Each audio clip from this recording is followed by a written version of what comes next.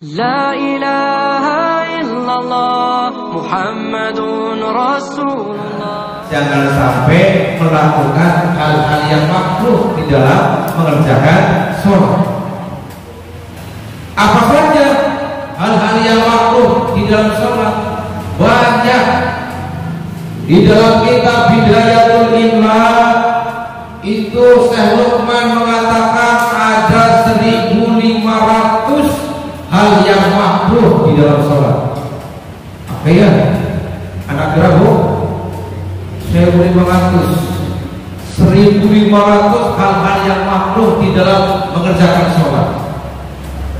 Makanya mungkin kita akan sembahyang berjamaah yang katanya 27 derajat pahalanya, tapi bisa jadi pahalanya beda-beda.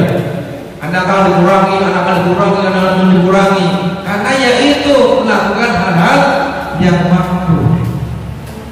Apa saja hal yang makruh itu kan dikatakan ada 1.500, tapi para ulama menjelaskan hanya ada beberapa yang tertentu saja, yang penting-pentingnya saja. Di antaranya hal yang makruh di dalam mengerjakan sholat itu adalah wal qiyamu ala rijlain. Apa artinya? Wal qiyamu, dan berdiri ala rijlain, berdiri di atas satu kaki.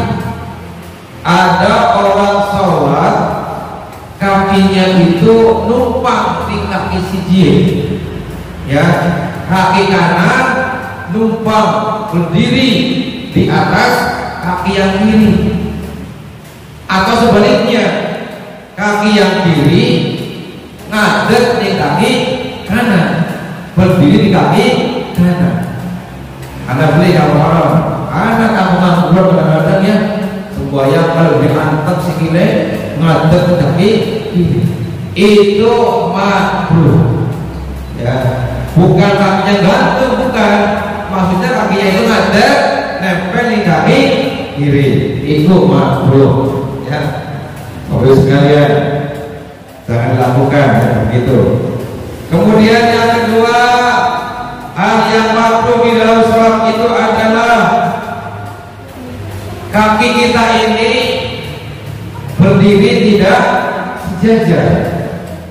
Contoh begini, ada orang sholat kan berdirinya begitu begini, ya, tapi kakinya itu berdiri, ya, kakinya. Ini juga makruh. Itu yang kedua, kaki tidak sejajar. Ya, sekali lagi nih, kok masuk bayang kayaknya tuh atau begini, ya, itu hukumnya makruh, ya, bapak sekalian. Itu yang kedua.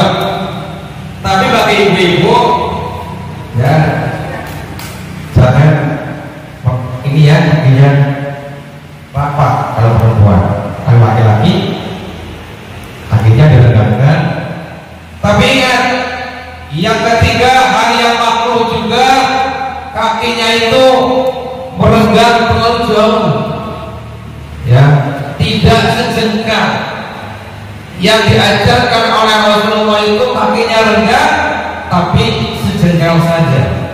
Bagus, kalau makruh hukumnya, ya. Lalu sekali lagi ibu-ibu, kakinya merapat.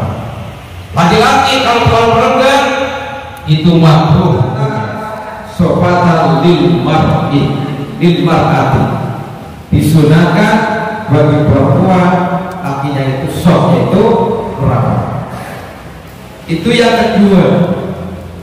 Kemudian hal yang ketiga yang makruh di dalam sholat adalah wassolatu hakilan au hakiban au hazinan wa in wasinal waqti. Yang ketiga wassolatu hakilan, nahan kencing, ya. Jadi maka ada orang sholat, mau sholat pengen kencing, maka sholat takbiratul ihram Allahu Akbar, padahal maka itu hukumnya makruh. Ya, nahan-nahan kencing di dalam sholat itu manakala sebelum sholat itu sudah terasa pengen kencing, maka sudah kencingkan saja. Jangan ini sudah komat, tadi saya ketinggalan. Tidak usah begitu, kencing saja dulu.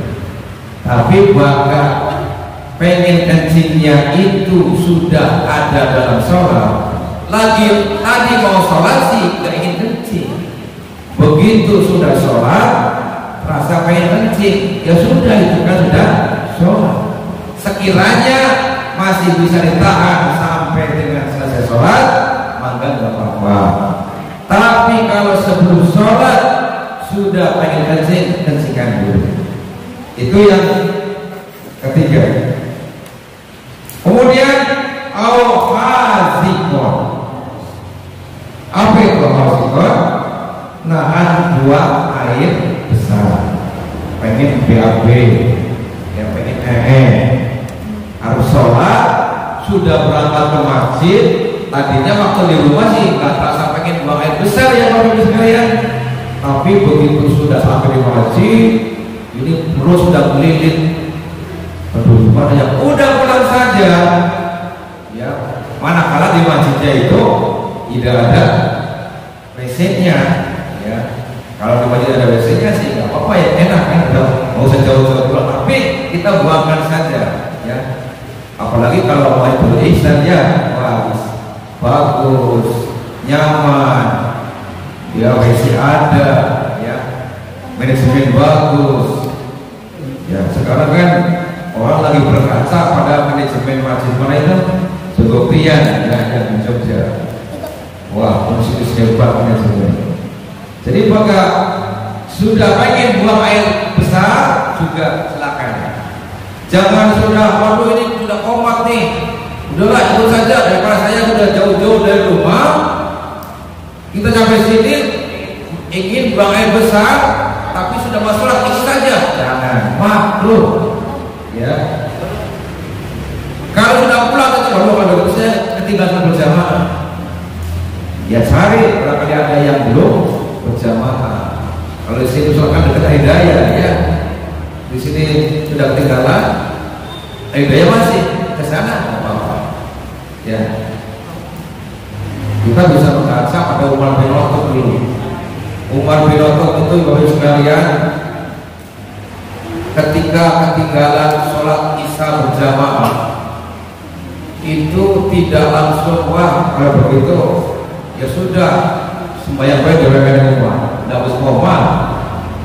Umar bin Khattab tidak, ketinggalan sholat isya berjamaah di rumahnya, masjid yang dekatnya, dia cari ke masjid yang lainnya. Soalnya dari sini juga koma dan berjamaah, lari ke Hidayah. Ke Hidayah ternyata sudah bubar juga, lari ke musola yang lain. Kesana ketinggalan juga, cari yang lainnya. Itu Umar bin Khattab masih yang nyari karena pengen berjamaah. Ternyata ya pada bagus bubarkan berjamaah, tapi tidak putus asa. Wah, kalau begitu daripada saya tidak berjamaah, tidak mendapatkan pahala berjamaah, maka saya pulang saja di rumah, sholat isyanya 27 kali. Begitu itu, karena pengen pahala 27 derajat, sembayangnya sampai 27 kali sholat isyanya. Ya zaman itu kan ada Nabi. Kalau ada apa-apa nggak jelas, tanyakan pada Nabi. Saya sholat isya sampai 27 kali, boleh enggak ya? Karena ada Rasul, ditanyakan oleh Rasul.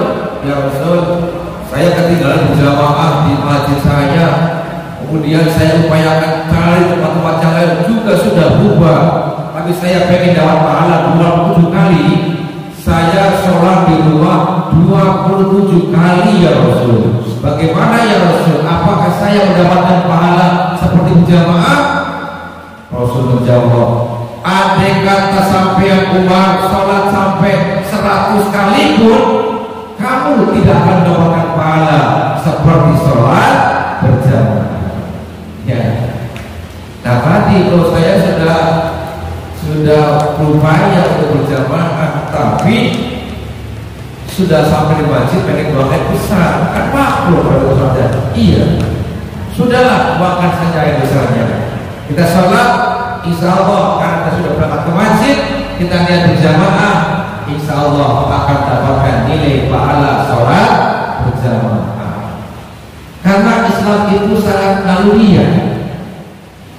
Bapak Ibu, bapak sing umah arep makan di masjid,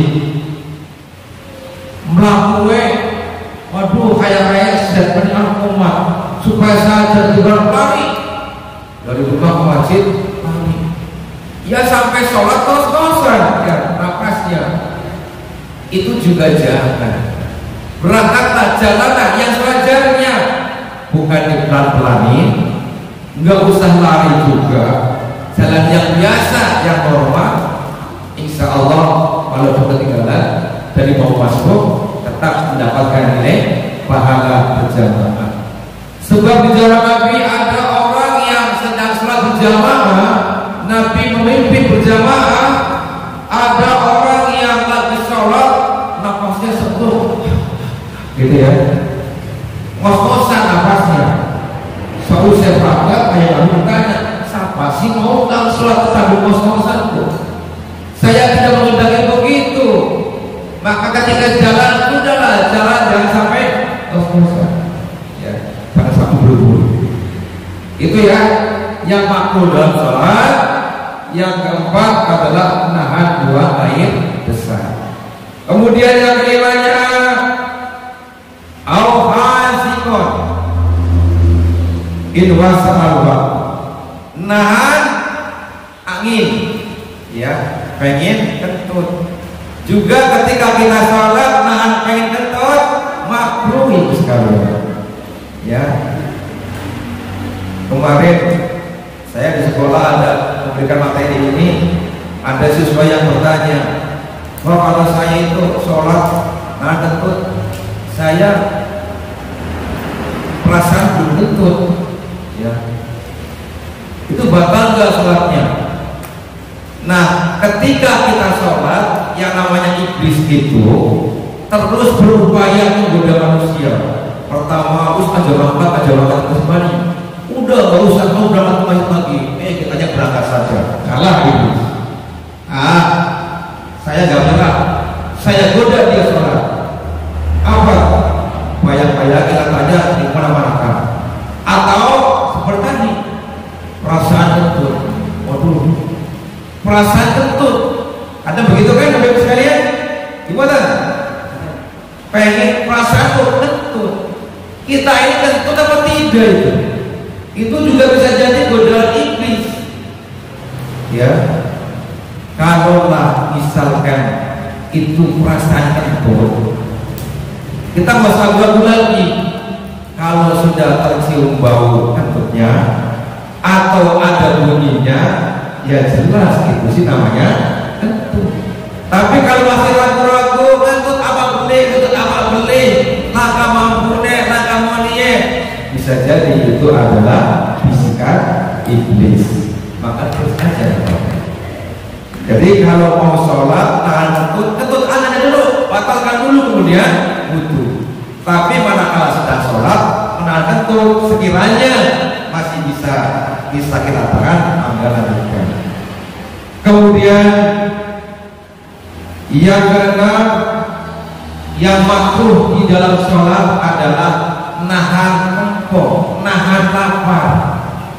Ya, ada orang sholat padahal makanan sudah tersedia, sembahyang baik. Dia berpikir as-sholatu ala waktiha, sholatlah tepat pada waktunya, sholatlah di awal waktu, maka lebih baik sholat dulu, mangan nanti dulu, kita dahulukan Allah. Islam itu nggak seperti itu. Iya, kita diaturkan sholat ala waktiha, tapi manusia tetap dimanusiakan oleh Allah, yaitu wong lain wong ya wis mangga makan dulu ya, jangan wis kempong ya wis kempong kan sih, wis kempong, panganan wis ana, masakan sudah tersedia, sudahlah saya, itu hukumnya makruh. Itu juga perlu kita pahami kondisinya seperti apa dulu. Makruh nahan kempong juga kita lihat situasinya. Kalau nahan kempong sudah lapar, makanannya itu belum ada, ya sudah sholat aja. Jangan mau sholat wis kempong, makanan belum ada, suaminya bilang kepada istrinya, "Mah, kita wis kempong, harus sholat tapi kempong." Jadi dibiarkan ya Ustaz, makan aja dulu. Oh ya wis, mamanya masak dulu, nyuci berasnya dulu, masak lauknya dulu, masih enggak sesuai kondisi ya. Bukan seperti itu yang makruhnya. Ya, yang makruh di situ adalah perut sudah lapar, makanan sudah tersedia. Itu Islam sampai segitunya. Makanya Rasul juga pernah bersabda, "Idza hadarul isai wal asaa qadimul asa." Kalau waktu sholat sudah tiba, waktu isya sudah tiba, bukan isya saja substansinya, tetapi ketika waktu sholat sudah tiba dan makanan sudah tersedia, qadimul asa, dahulukan makan dulu, ya. Kata Nabi begitu, ya. Itu kalau kita tahan makan seperti itu juga makruh. Yang ketujuh, hal yang makruh di dalam sholat adalah pengen ludah. Karena kan ludahnya itu kan gampang cepat banyak di mulutnya. Nah, ketika kita sholat ludah sudah banyak di mulut, itu kan tentu sulit untuk membaca bacaan-bacaannya. Baca Fatihah yang dikubur. Karena apa? Pakai apa? Ludahnya. Maka bagaimana? Dikeluarkan ludahnya. Loh, kita kan di masjid, masa ludah di masjid nggak boleh? Itu di masjid tidak boleh. Dan etikanya kita beludah juga. Kita berudahlah ya, jangan sampai ludah kita ke depan, jangan meludah ke kanan. Jadi kemana? Meludahlah ke arah kiri, jangan ke depan, jangan ke kanan, tapi meludahlah ke arah kiri. Nah, bagaimana ketika kita sholat ludah-ludahkan saja di masjid? Kalau di luar masjid, apa peludahkan? Tapi makan di masjid tidak boleh. Lalu bagaimana solusinya?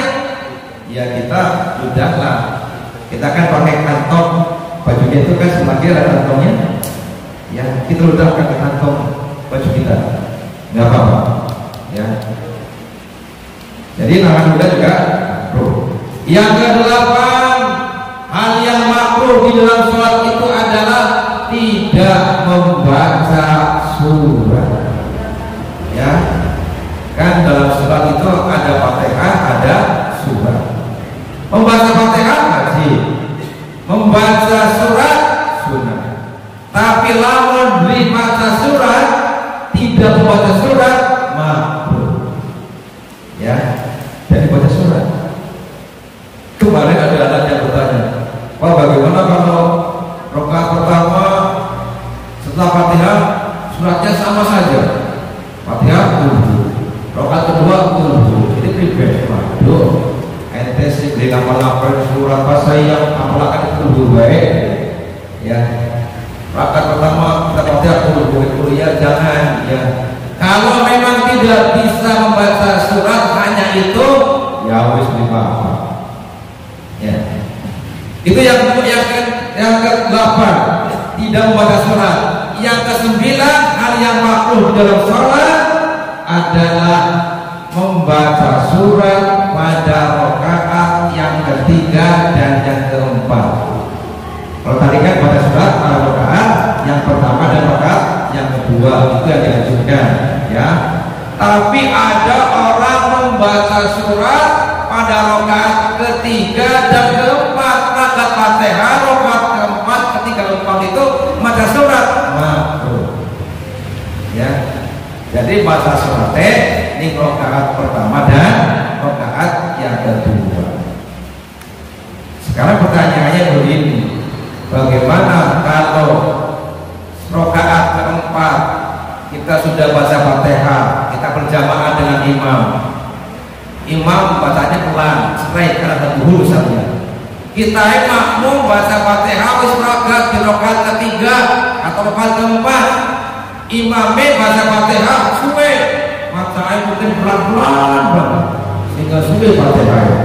Kita baca Fatihah cepat belum rakaat. Bagaimana kalau dalam rakaat ketiga dan keempat membaca surat?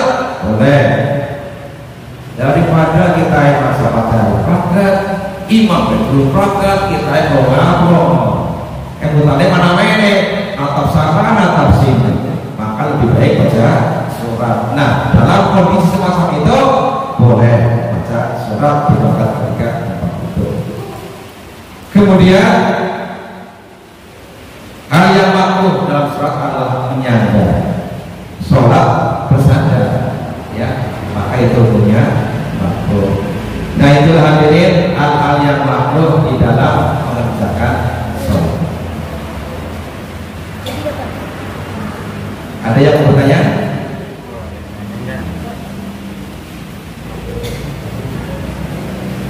Baik, kalau tidak ada yang bertanya, karena waktu sudah seperti agak siang ya, karena kita sudah mulai aktivitas, anak sekolah juga berada di sekolah sekarang ya, maka saya coba segini saja. Mudah-mudahan walaupun cuma segitu ada manfaatnya. Kami dari ulama. Mari kita sama-sama bersalawat. Asyhadu an la ilaha illallah, astaghfirullah, nas'aluka al-jannata wa na'udzu bika minan nar.